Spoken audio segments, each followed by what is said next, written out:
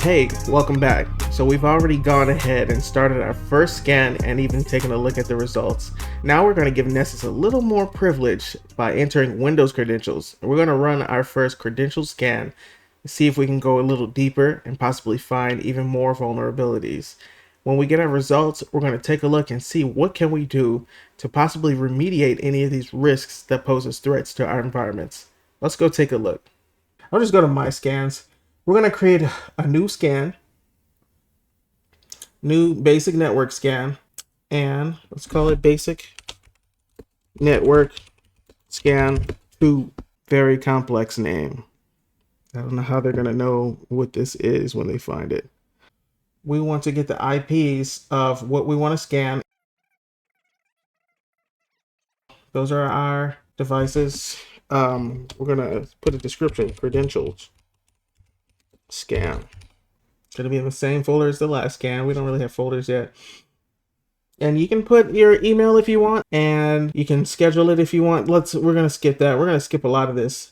And we're actually going to just do a shorter scan this time. We're going to stick with just the common ports, but now we have credentials, so we can go deeper with just the common ports. So I'm going to go to credentials, click on Windows. You can add as many as you want. And let's type in Mocha admin, aka Madman, super duper secret passcode, and the domain. Might as well start the remote registry. We're going to keep this stuff on, and we're about ready to go. Let's go ahead and start it.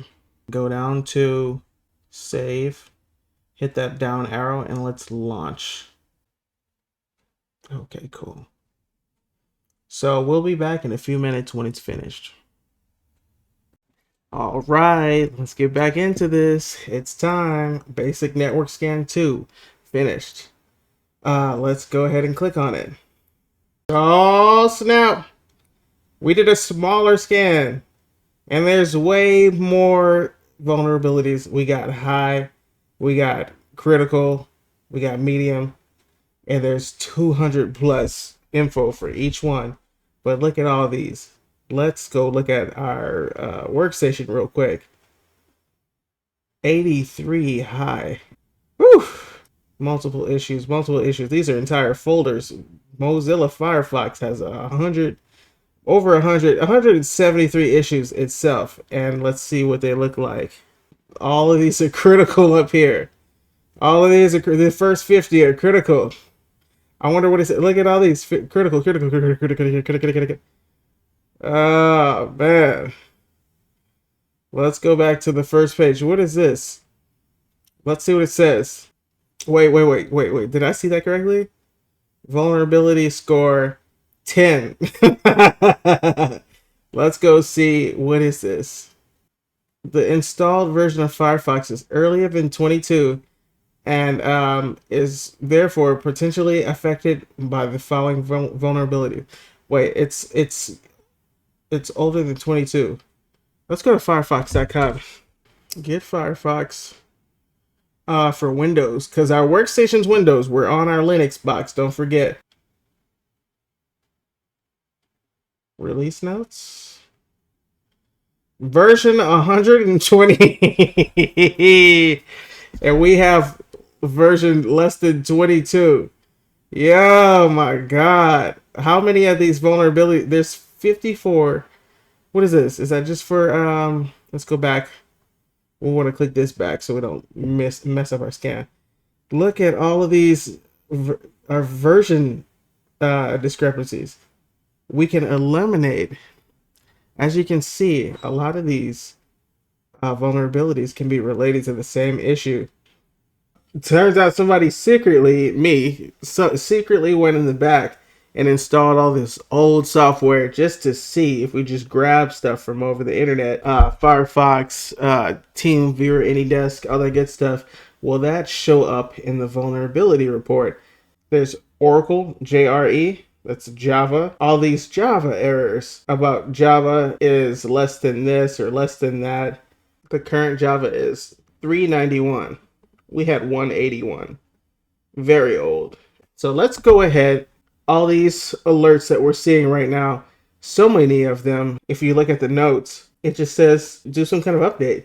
Firefox, Java, Internet Explorer, more Java, Edge. Can we reduce the number just by cleaning up our act and not using old or unnecessary software? Let's go try a couple. Okay, and we're back. We have a new and improved scan. Let's go ahead and click on it. Would you look at that? Let's bring them up next to each other just in case you forgot. So if you look at the vulnerabilities on our first basic network scan that was credentialed, 24% of the vulnerabilities are critical and 25% are high. These computers are basically on fire. They're about to blow. This is crazy. So we went ahead, we did another credential scan. Can you see how different our results are? Critical, 6%, 4% high. Look at the difference between this and this graph over here. We're down to from about 50% to 10%. We took out about 40% of the high and critical vulnerabilities just by updating some of our old softwares that we had on here. We went ahead and updated Firefox in the background. We updated Edge. We updated AnyDesk. We updated TeamViewer. We updated Java, and we actually did some Windows updates. We went from somewhere 180 and above down to 23. We eliminated so much of these major threats just by doing some simple updates. So you can see how important it is and how cool it is to have a system like this to help your organization reduce the amount of risks drastically and save you guys a lot of time. Because at the end of the day, the cybersecurity team isn't there to just get a check for looking cool and nerding out.